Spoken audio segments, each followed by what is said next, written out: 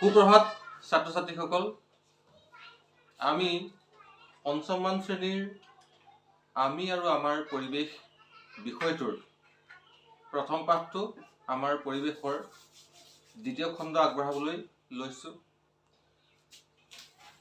যোৱা খণ্ডত তোমালোকে নিশ্চয় পাইছিলা যে প্ৰাকৃতিক পৰিৱেশৰ উপাদান দুটা, এটা হৈছে জৈৱিক উপাদান আৰু আনটো হৈছে অজৈৱিক উপাদান।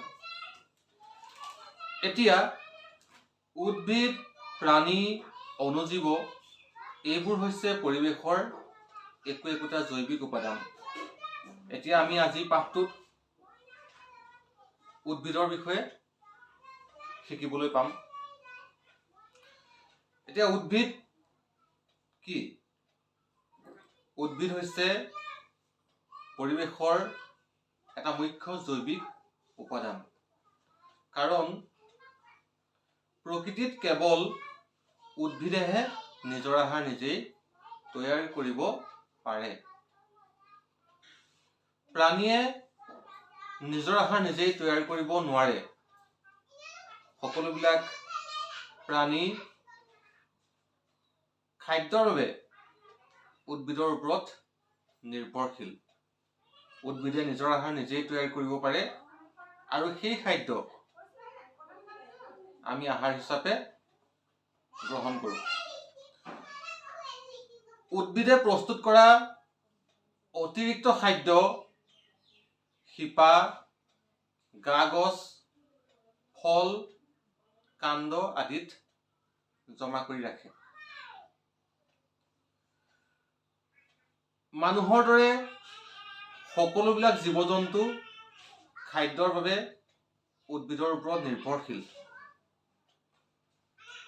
তোমালোকে জানা যে উদ্ভিদক 4টা ভাগত ভাগ কৰা হৈছে: বৃক্ষ, গুল্ম, লতা আৰু তৃণ।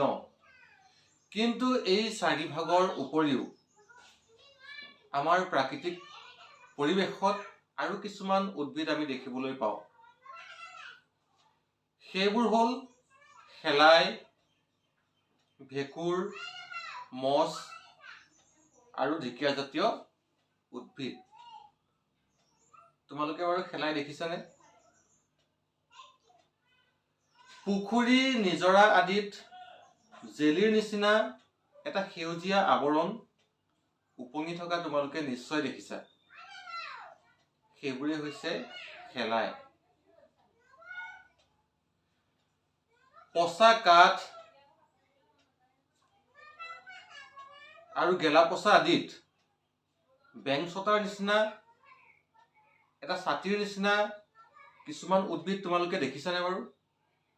সেইবোৰে হ'ল ভেঁকুৰ। ইহঁত পাতল হালধীয়া বা মুগা বৰণৰ হয়।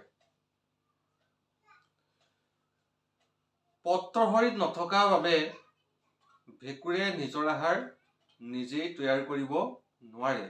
মনত ৰাখিবা ছাত্ৰ-ছাত্ৰীসকল, কেৱল সেউজীয়া উদ্ভিদেহে পত্ৰভৰিতৰ সহায়ত নিজৰ আহাৰ নিজেই তৈয়াৰ কৰি ল'ব পাৰে।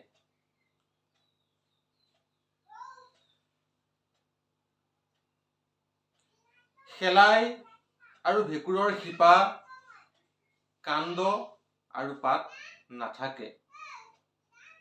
শিল, ডাঙৰ গছ আৰু সেমেকা মাটিৰ ওপৰত এটা সেউজীয়া আৱৰণ তোমালোকে নিশ্চয় দেখিছা।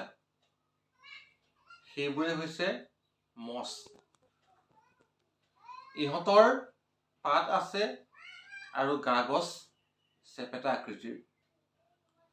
মাটিত খামুচি ধৰিবলৈ ইহঁতৰ কিছুমান চুলিৰ নিচিনা অংশও আছে। সেমেকা ঠাইত গজা আন এবিধ উদ্ভিদ হৈছে ঢেকীয়া। ইহঁতৰ মূল, কাণ্ড আৰু পাত থাকে।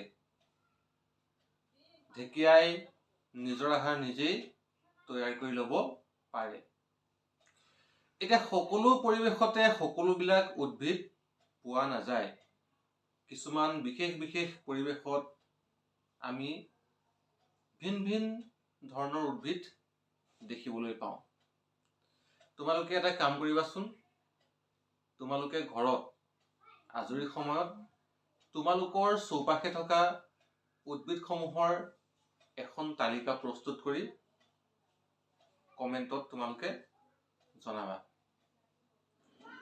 আজি পাঠটো আমি ইমানতে সামৰণি মাৰিছোঁ। পৰৱৰ্তী খণ্ডত আমি ভিন ভিন পৰিৱেশৰ প্ৰাণীসমূহৰ বিষয়ে শিকিবলৈ পাম। ধন্যবাদ।